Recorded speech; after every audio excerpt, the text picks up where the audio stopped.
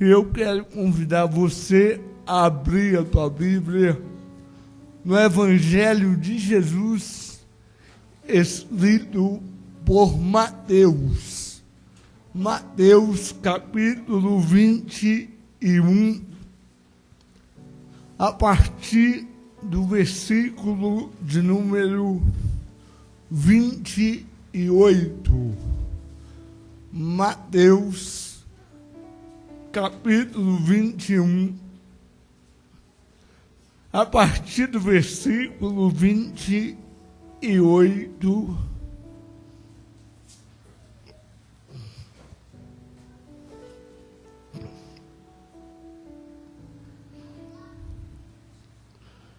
Mateus 21, a partir do versículo 28. E se você puder, deixa a Bíblia aberta aí durante todo o sermão. Quem achou, diga amém. Mas, que vos parece, um homem tinha 2 filhos, e dirigindo-se ao primeiro, disse: Filho, vai trabalhar hoje na minha vinha. Ele, porém, respondendo, disse: Não quero. Mas depois, arrependendo-se, foi. E dirigindo-se ao segundo, falou-lhe de igual modo, e respondendo ele, disse: Eu vou, Senhor. E não foi. Qual dos 2 fez a vontade do Pai? Disseram-lhes eles: O primeiro. Disse-lhe Jesus: Em verdade vos digo que os publicanos e as meretrizes entram adiante de vós no reino de Deus. Porque João veio a vós no caminho de justiça, e não crestes, mas os publicanos e as meretrizes o creram. Vós, porém, vendo isso, nem depois vos arrependestes para o crer. Amém? Você pode curvar a cabeça, feche os seus olhos. Senhor, estou mais uma vez com a incumbência de ministrar a Tua palavra. Que a Tua palavra saia da minha boca e caia em boa terra, Pai. E possa produzir, possa frutificar. Que o Teu nome seja glorificado essa noite. Que Teu Espírito tenha liberdade para agir em nosso meio, Pai. Fale com cada um de nós.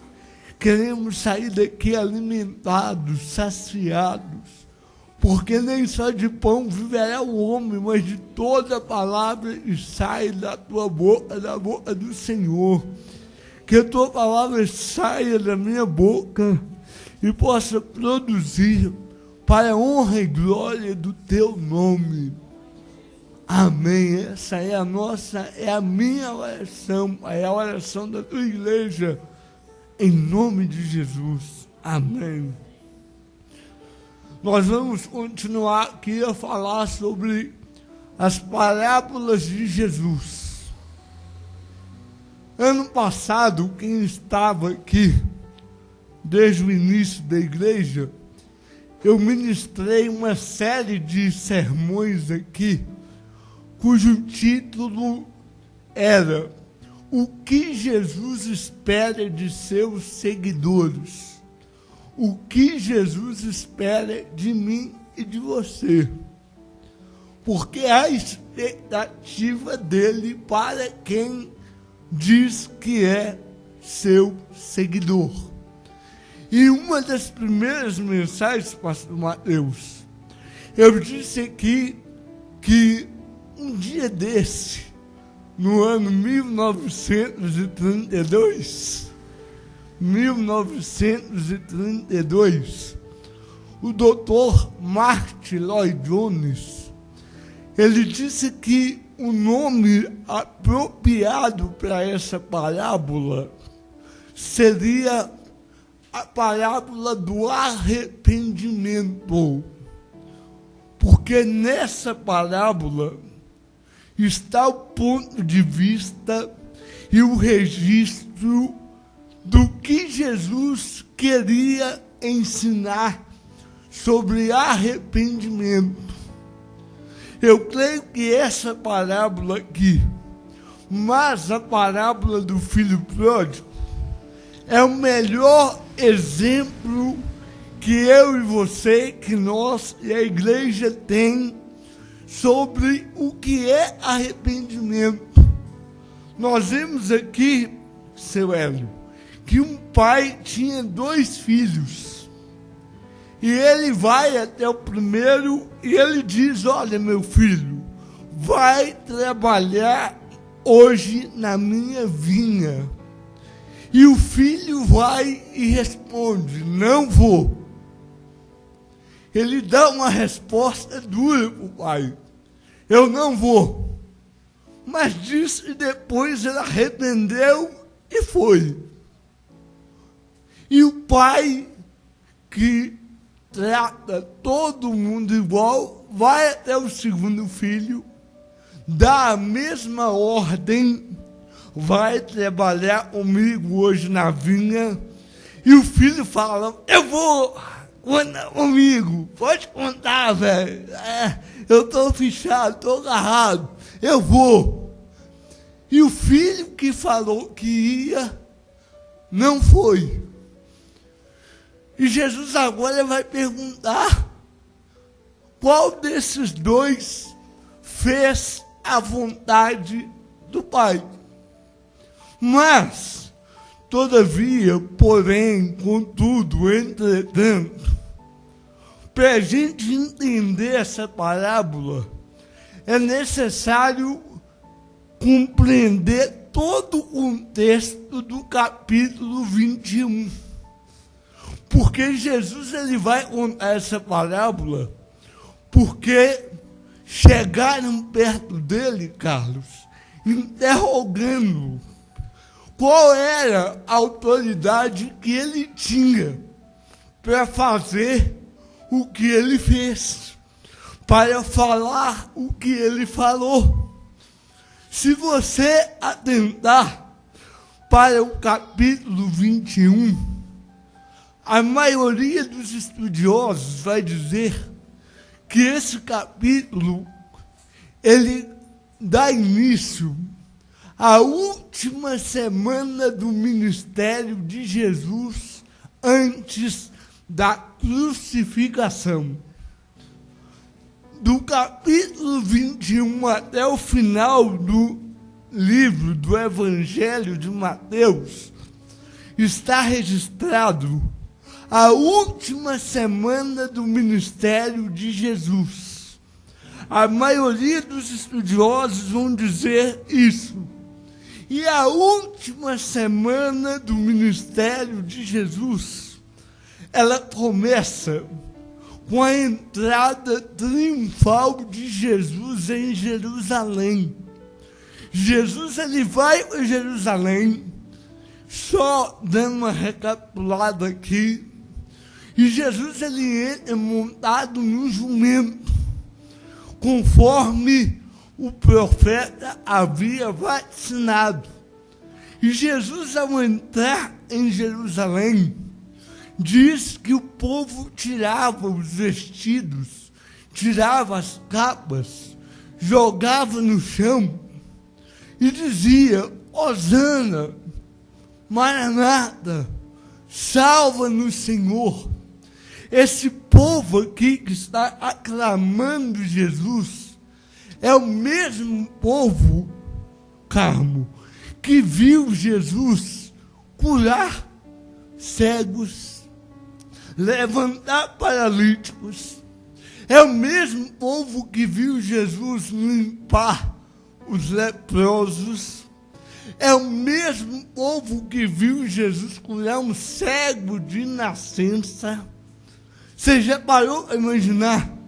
Ninguém não havia um registro de um cego de nascença ter sido curado. E eu fico imaginando, o cego, ele não enxergava, mas ele ouvia bem. E quando ele ouviu aquele barulho, Jesus cuspindo, aquele barulho de armando cuspe, jogar na terra. Eu acho que se fosse muito cego, ia dar no pé, falar o quê? Esse cara vai cuspir, passar nos meus olhos. E Jesus fez isso. Jesus gosta na terra, faz o lodo, passa nos olhos do cego. O cego vai lá no tanque, se lava. E esse povo viu Jesus fazer tudo isso. E se você olhar a cronologia, Jesus há poucos dias atrás havia ressuscitado Lázaro, que foi um milagre público. Jesus fez esse milagre nos olhos de muita gente. Então esse povo, quando vê Jesus entrar em Jerusalém, ele pega as capas, as vestes, joga no chão, aclama Jesus e diz Hosana, quer dizer, salva-nos, Senhor. Esse foi o primeiro grande evento que aconteceu na última semana de Jesus. O segundo evento, quando Jesus entra em Jerusalém, o povo ovaciona ele, clama, grita. Jesus ele vai para a área do templo e ele vai derrubar as mesas, ele vai expulsar os cambistas. Segundo alguns estudiosos, essa foi a segunda vez que Jesus purificou o templo. A primeira vez está lá no Evangelho de João. Mas segundo alguns estudiosos, Mateus, a primeira vez não surtiu muito efeito. Jesus expulsou os mercadores, expulsou os cambistas, mas eles retornaram. E agora Jesus entrando em Jerusalém, Jesus vai derrubar as mesas e vai falar, essa casa aqui deveria ser casa de oração, mas vocês a transformaram num covil de salteadores, de lobos. O que estava acontecendo ali? Em nome da fé, extorsão, manipulação, Giovanni. Os sacerdotes ganhavam o caixa 2. É um mensalão que já havia desde essa época aí. É a Lava Jato que estava lá impregnada lá dentro do templo. E Jesus agora vai quebrar o pau. Jesus vai purificar o templo. E Jesus agora vai comprar briga com o Sinédrio, com os homens responsáveis por tudo aquilo ali. Você quer deixar alguém nervoso, é mexer no bolso deles. Você quer provocar briga, cara, é tocar no bolso. E Jesus agora vai derrubar tudo, quebrar tudo, vai expulsar. E se você olha na sequência, quando Jesus está fazendo isso, chega cegos, coxos, crianças. E Jesus, após botar o pau para quebrar, Jesus vai curar os cegos, vai curar os coxos, vai abençoar, Adriana, as crianças, e vai falar, é dessas aí que sai o perfeito louvor. E aí eu estava lendo o Dr. Carson, ele vai dizer que quem era coxo, quem era cego, quem tinha alguma deficiência, não podia circular livremente na área do templo. Jesus compra briga com os religiosos e, ao mesmo tempo, faz milagres na vida daqueles que eram excluídos, que eram discriminados. E Jesus vai abençoar. E deixa eu falar aqui, é a última cura que Jesus vai realizar. É lá após quebrar as mesas e expulsar os cambistas. E quando Jesus sai dali, no outro dia de manhã cedo, diz que ele teve fome, ele vai até uma figueira, chega na figueira, só havia folhas e não havia frutos. O que Jesus faz? Amaldiçoa a figueira. Jesus abre a boca, amaldiçoa a figueira, e no outro dia a figueira seca. Os discípulos ficam impressionados. Peraí, ontem ele amaldiçoou a figueira e hoje a figueira está seca. E aí eu fui pesquisar. Por que Jesus amaldiçoou a figueira? Porque não achou frutos. E aí eu fui olhar na cultura do Oriente Médio, diz que o primeiro sinal, Lourdes, o primeiro sinal que vai gerar fruto são as folhas.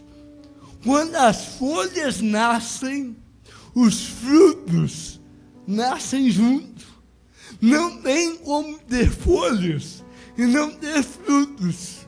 Por isso que Jesus foi até lá, porque ele viu as folhas e ele pensou assim, tem folhas, tem que ter frutos. E Jesus vai lá, tem o quê? Tem folhas, mas não tem frutos.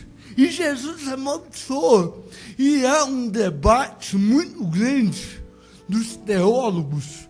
Por que Jesus fez isso? Mas, segundo alguns, é para mostrar a sua indignação contra os líderes que tinham folhas, tinha aparência, mas não tinha frutos. Eles eram mestres no falar, eram doutores da lei. Aparentemente, aos olhos daquele povo, eles tinham, Giovanni, reputação. Eram homens irrepreensíveis diante da multidão. Tinham folhas, mas não tinham frutos. E Jesus agora vai amaldiçoar a figueira. A figueira vai secar, irmã Gláucia. É nessa hora que vai surgir a necessidade de Jesus contar 3 parábolas.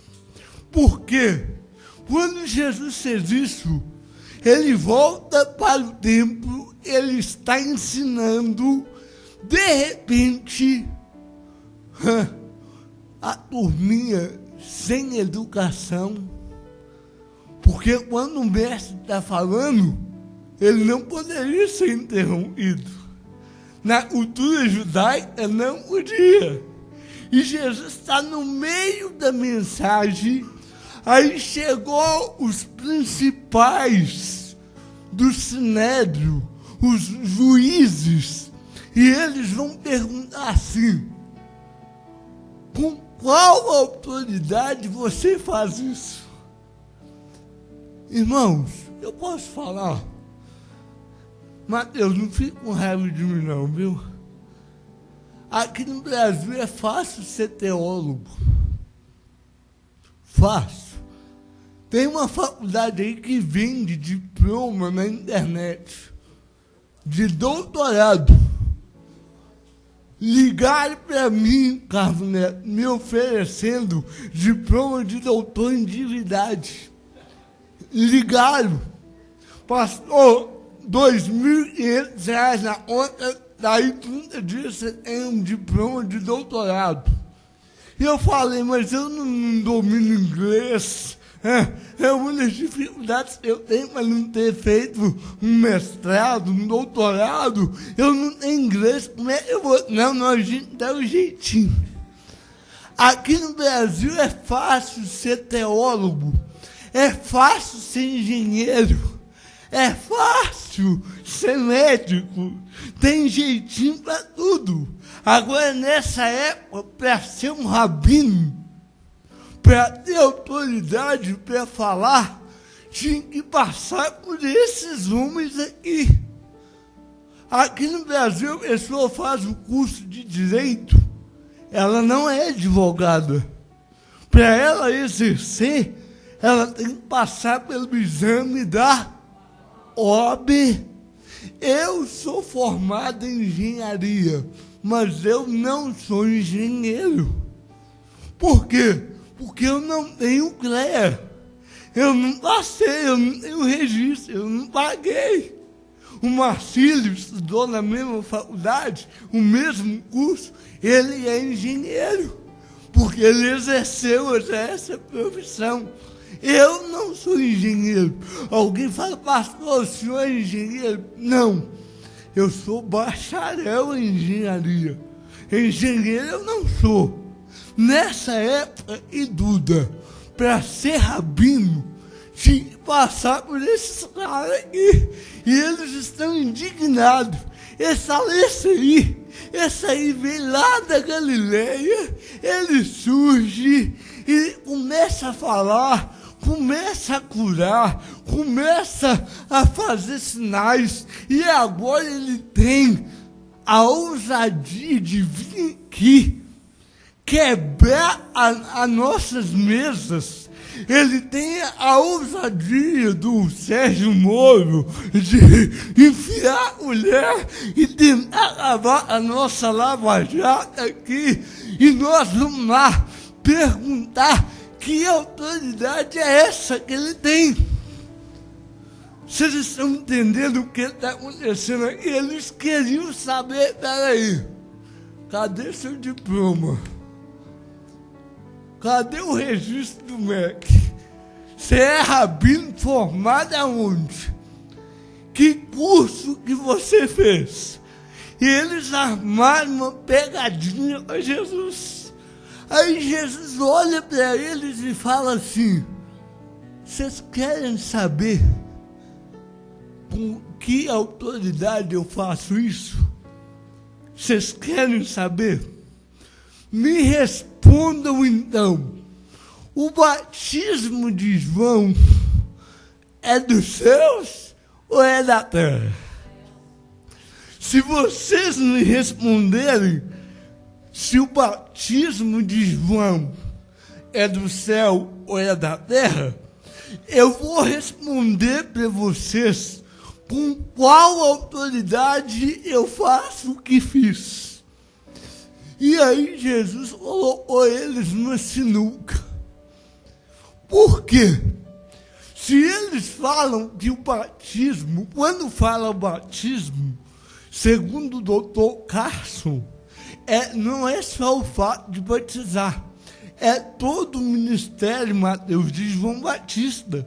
E Jesus está falando assim, Bruna, o ministério de João Batista é de Deus ou é dos homens? Quando Jesus faz a pergunta, eles estão na sinuca. Se eles falam que é do céu, Jesus ia falar, então se ele é do céu, por que vocês não me aceitam? Porque João Batista falou de mim. Ele apontou para mim. Se o ministério de João Batista é dos céus, então a minha autoridade, ela é do céu também. Então eles não ousaram dizer que era do céu. Mas, se eles falassem que o ministério, Marli, de João Batista era da terra, o povo que estava lá ia indignar contra eles, porque o povo admirava João, o povo reconhecia o ministério de João, e agora eles estão na sinuca. Se a gente falar uma coisa, a gente está pedindo, se falar é outra coisa, estamos pedindo do mesmo jeito. E eles não vão responder. Está aí no versículo de número 26. E se dissermos dos homens, tememos o povo, porque todos consideram João como profeta. E respondendo-lhe Jesus, disseram: não sabemos. Vocês acham que eles não sabiam? Não sabemos. Jesus faz uma pergunta. Irmãos, olha aqui, Carmo, Etiane. Eles eram juízes. Eles julgavam causas todos os dias. Pastor Mateus, Pastor Júnior. Você acha que os juízes não sabiam? Se você ler quando João Batista apareceu no deserto, eles mandaram esses mesmos aqui ir lá questionar o ministério de João. E o que João falou?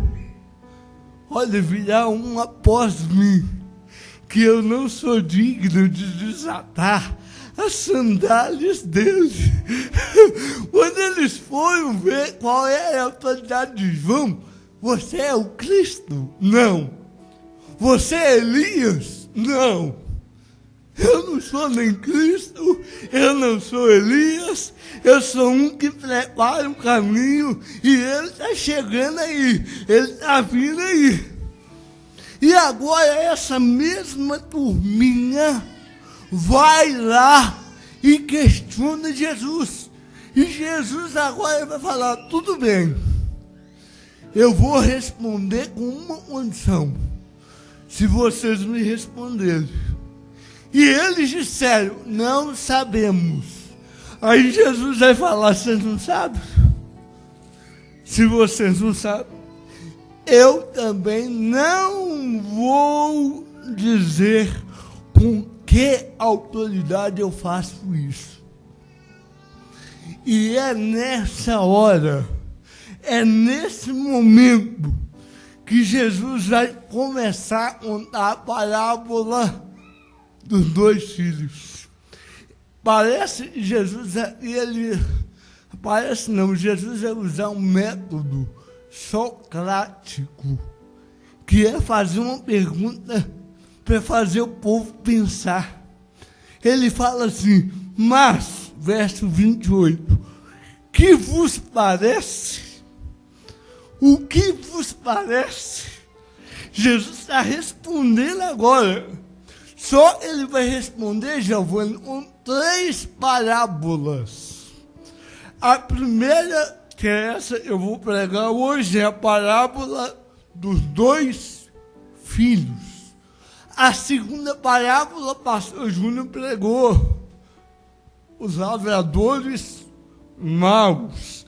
E a terceira parábola não foi ministrada ainda aqui, é a parábola das bodas.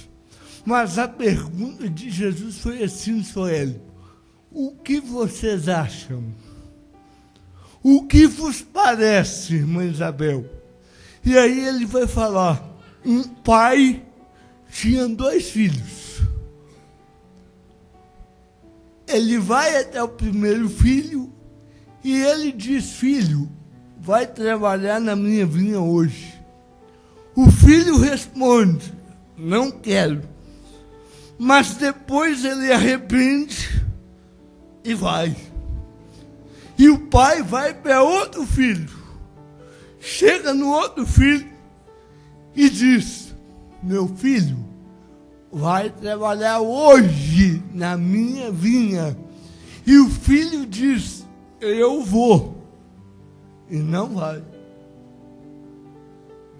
Quando Jesus termina de contar essa parábola pequenininha, Jesus vai usar publicanos e meretrizes para acabar com eles, para falar que eles eram piores do que publicanos e meretrizes.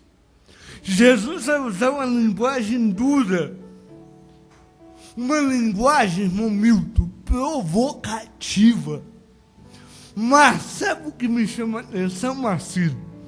Jesus usou coisas da cultura deles, que todo mundo entendeu quando Jesus falou. Jesus usou vinha, publicanos, meretrizes, a figura do pai. A única coisa aqui que destoa um pouco é a quantidade de filhos. Naquela época era comum ter 15, 20, 30 filhos. Hoje a mulherada está muito devagar. Pastor Mateus uma vez falou comigo, eu quero ter 6. Eu não sei se a Adriana vai concordar com ele. Não sei. A mulherada hoje, a Diana, 2 filhos já fez eu ir lá cortar. 2 só, não quero assim. Eu tive que ir lá, ficar pelado lá, passar vergonha, fazer a vasectomia lá, Jesus do céu, que prova que foi aquele dia, nunca vou esquecer. Então, a mulherada hoje é 1, 2 no máximo. A Marli, 2 só, Marli. As 2 Marli aqui só tiveram 2. Está ali a dona Marli, 2 filhos. Você tem mais?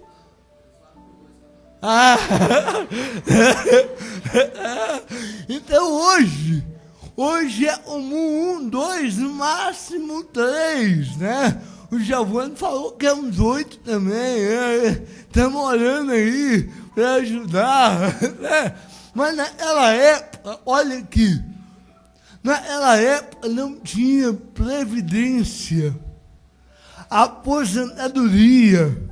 Então, quanto mais filhos o pai tivesse, a mão de obra estava garantida.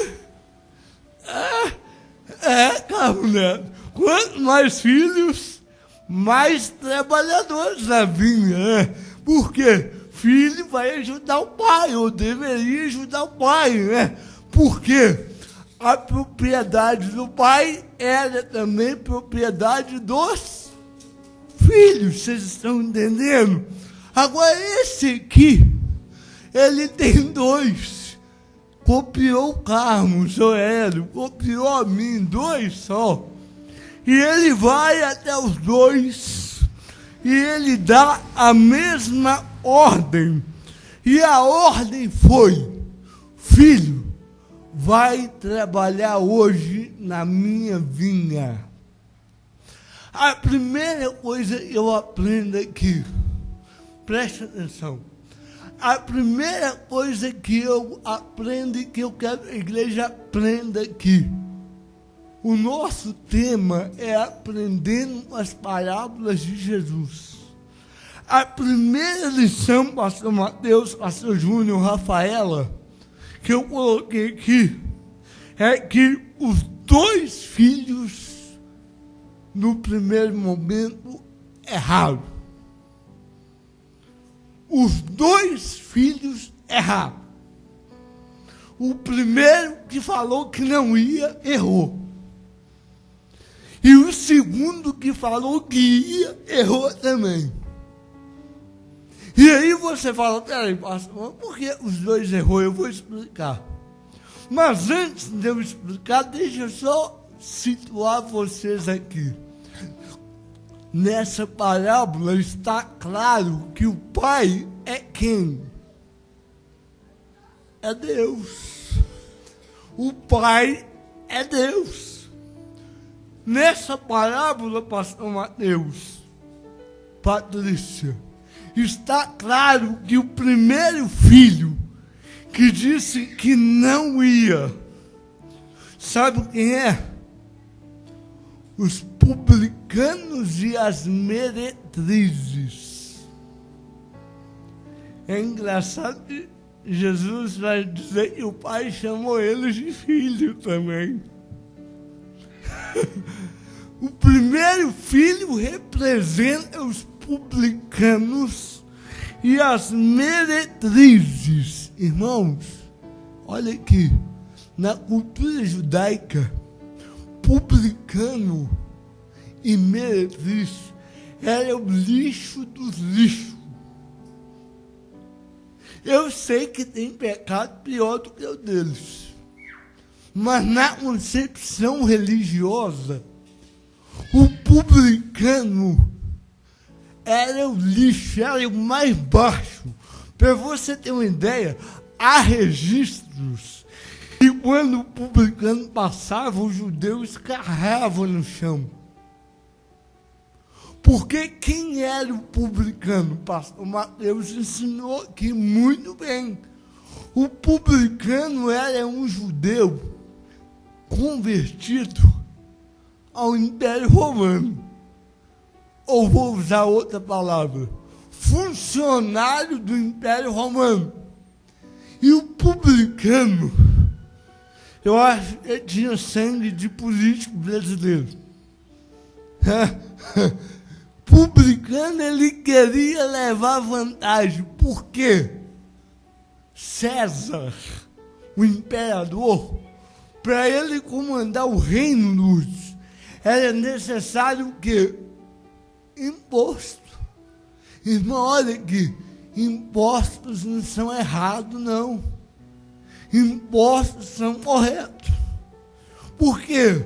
Como é que você vai administrar um país sem imposto? Não tem como. Saúde, educação e por aí vai. Só que o que César fazia?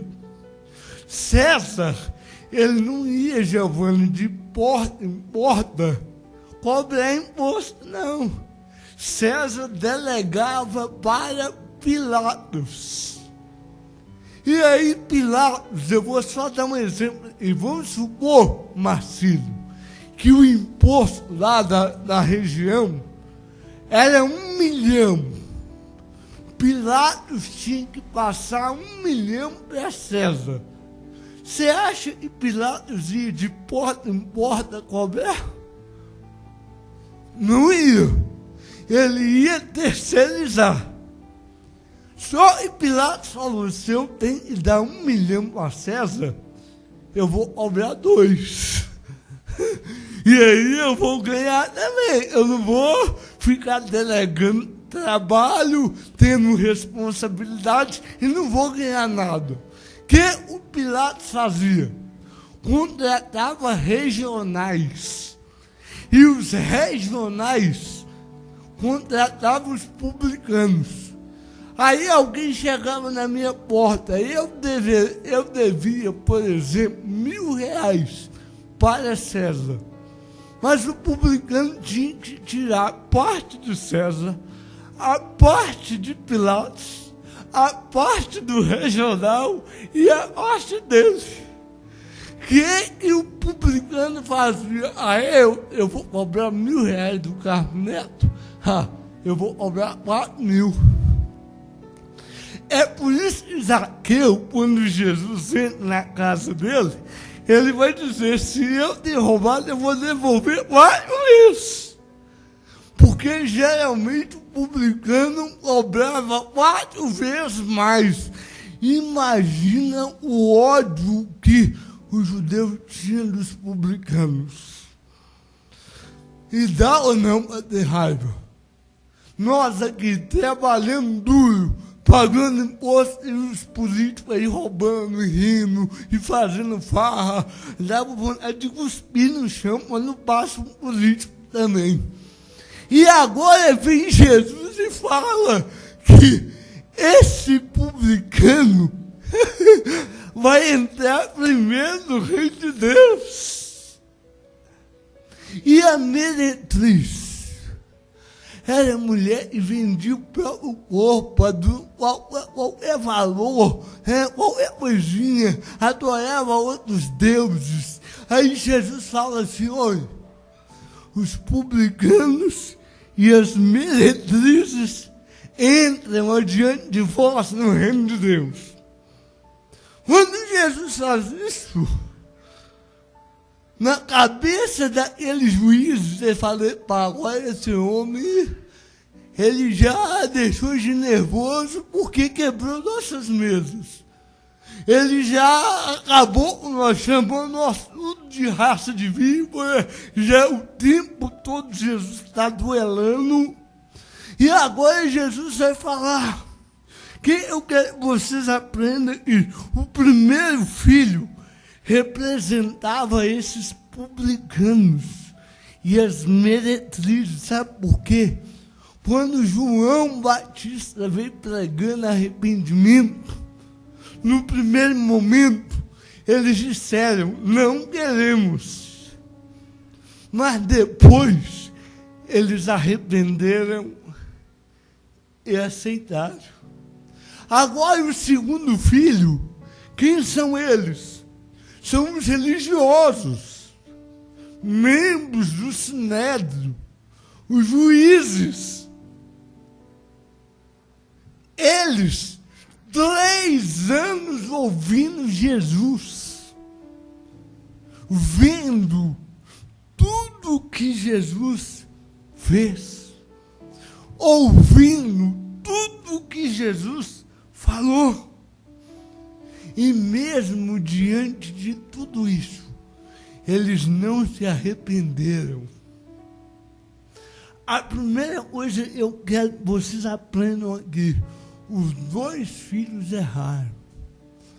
Irmão, nós, aplicando para nós aqui, começando de mim, do pastor Mateus, é querubim quase ungido, do pastor Júnior, é serafim, nós tudo é comedor de farinha, pecador do mesmo jeito. Todo mundo, Carlos, é pecador. Não tem ninguém melhor do que ninguém. O primeiro filho aqui não era melhor do que o segundo. Os 2 filhos erraram. A segunda coisa eu aprendo, e eu vou falar daqui a pouco porque os 2 erraram. A segunda coisa eu aprendo aqui. Sabe o quê? O pai nem sempre pede algo que agrada os filhos. O pai nem sempre pede algo que agrada os filhos. Mas o pedido do pai sempre será legítimo. Cadê o Yuri? Tem hora que eu falo, Yuri, vai lá na padaria. Ele não gosta, ele faz cara feia. Mas o meu pedido é legítimo. Eu sou pai, eu peço quando eu quiser, na hora que eu quiser.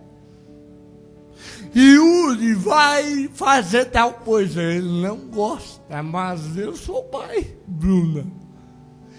Eu, como pai, eu posso ou não posso pedir?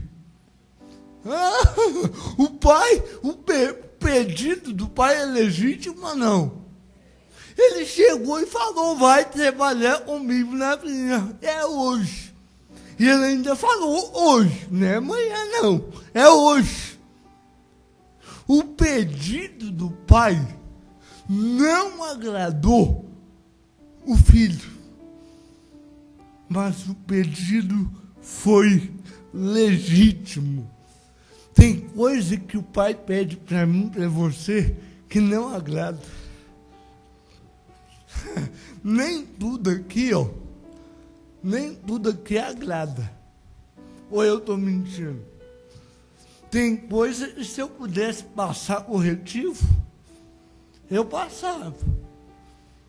Tem coisa que o pai pede e não agrada. Quer eu dou um exemplo? Abraão, Deus pediu o filho dele. Você acha que esse pedido agradou a Abraão? Você acha? Abraão está lá todo feliz, depois de anos, a promessa, nasceu Isaac, irmão Milton. Aí, de repente, quando o menino está crescendo, chega Deus e fala, Abel, eu quero teu filho, o teu único filho, a saber, Isaac. Você acha esse pedido agradou a Abraão? Abraão obedeceu, mas eu não vejo Abraão pulando de alegria. Não, Abraão deve ter ido com o coração. Irmã Isabel, o pedido do pai nem sempre vai agradar. Você quer ver um pedido que não agrada? Orar pelos inimigos. Meu Deus, isso não podia. Dá vontade de orar, mata, extermina, liquida. Mas o pai manda orar pelos que vos perseguem. É difícil orar até para amigo, eu vou orar para quem está perseguindo. Mas ele é pai, o pedido dele é legítimo, Marcelo.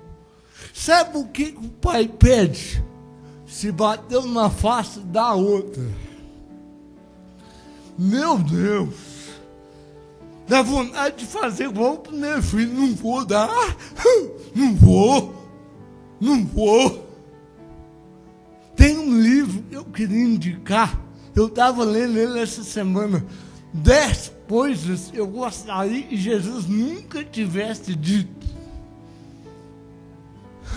Meu pai, quando viu esse livro a primeira vez, o título é provocativo mesmo. Sabe qual é o título original dele? A editora é que mandou dar uma amenizada. O título original era 10 coisas que eu odeio em Jesus. Porque Jesus tem um papo duro.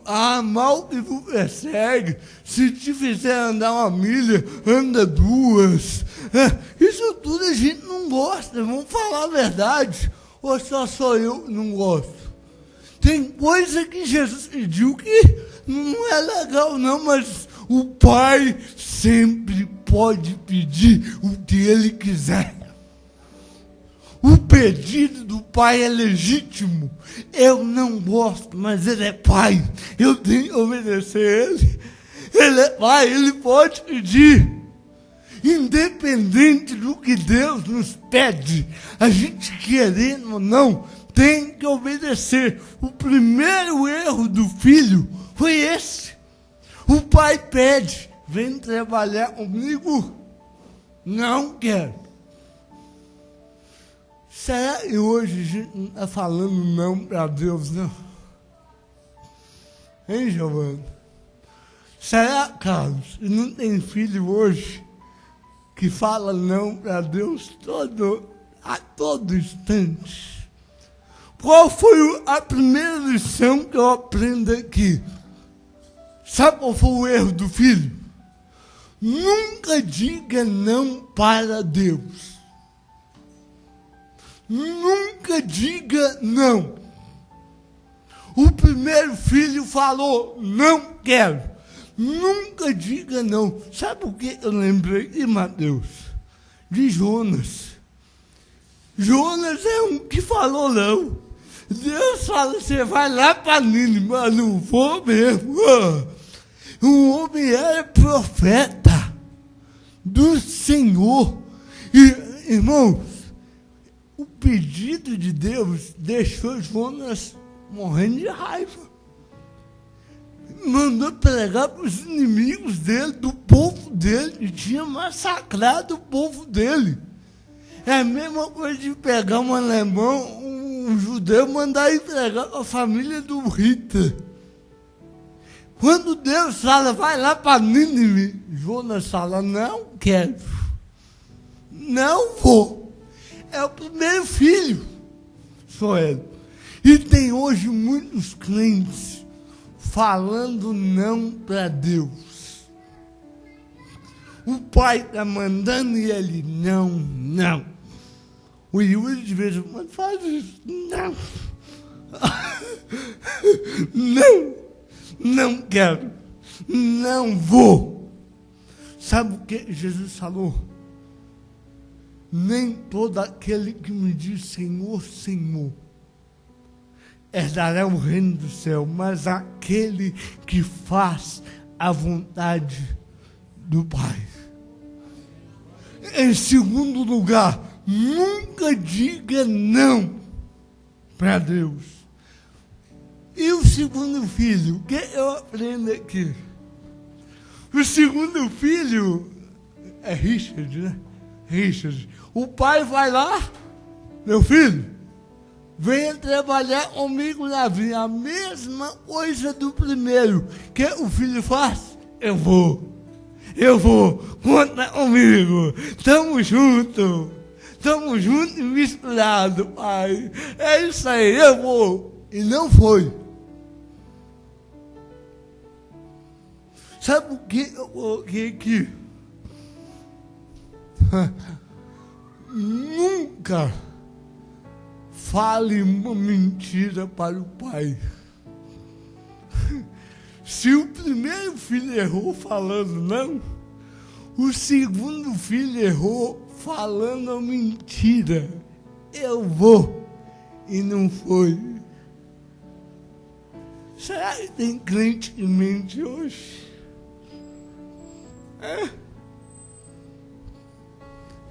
Tem ou não? Será que tem crente que gosta de mentir para o pai?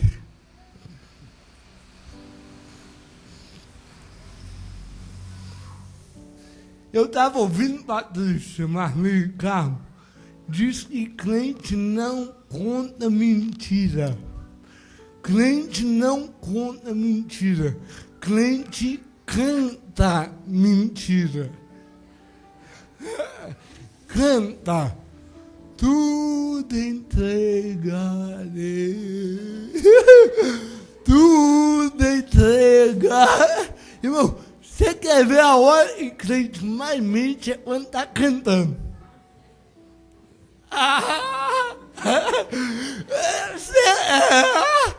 Quer ver crente mentir? É dentro da igreja cantando. Eu abro mão de tudo que sou. Abre merda nenhuma.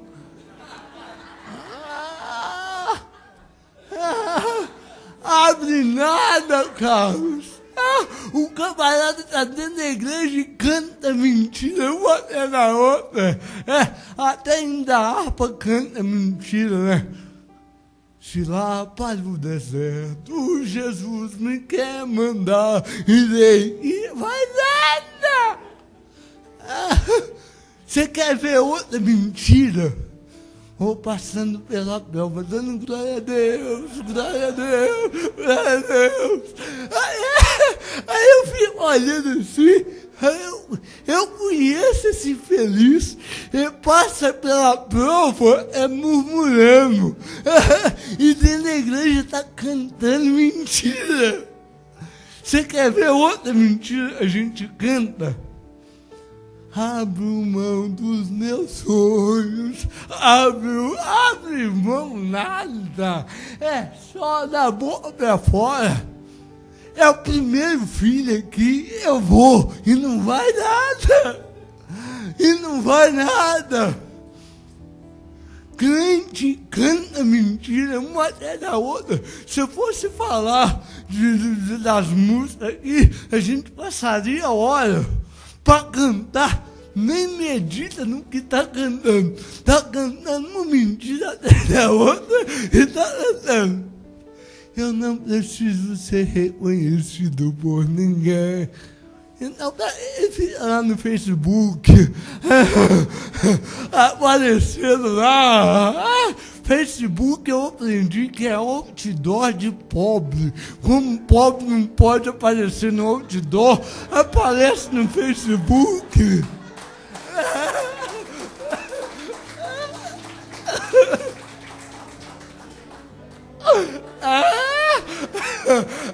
E dentro da igreja tem a cara de pau de falar: eu não preciso ser reconhecido por ninguém. Deixa o pastor esquecer o aniversário dele. Deixa o pastor esquecer de agradecer ele o nome nominalmente para ver se ele não vai chiar. Esse pastor aí, eu dou um duro para ajudar ele na hora de citar meu nome, mas está cantando e não precisa ser reconhecido. Irmão Milton, irmã Glória, crente canta mentira.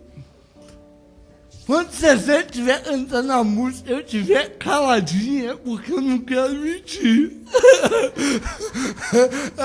Tem música que eu não canto. Por quê? Porque vai ser da boca para fora. Que é uma pior de todas. Me dá poder de filho.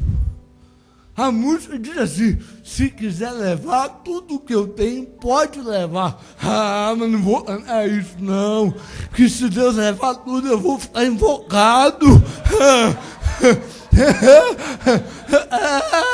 E o cara está dentro da igreja: me dá poder de filho. Ele está cantando: se quiser levar tudo que eu tenho, pode levar. Eu não canto essa nem amarrado. É o primeiro filho, canta da boca para fora, vai trabalhar hoje. Eu vou. Só na falácia. Irmão, se eu fosse olhar a falácia, essa igreja estaria pequena. Pergunta a minha esposa, tanta gente falou: abre a igreja, eu estou junto. Vai, orando para ver. É só da boca para fora. Nós estamos cheios de gente dentro da igreja que é o segundo filho. Só sabe falar. Eu vou, pai. Foi nada. Para me encerrar, em quarto lugar. Sabe o que eu aprendo? Em quarto lugar, perante o Pai, o nosso discurso não pode ser diferente da prática. Isso aqui é o discurso versus a prática. Aquele povo tinha discurso, mas não tinha prática nenhuma. Eu vou e não foi. Seja a palavra do crente: sim, sim, não, não. Meu pai aqui, toda vida eu sou grato a meu pai.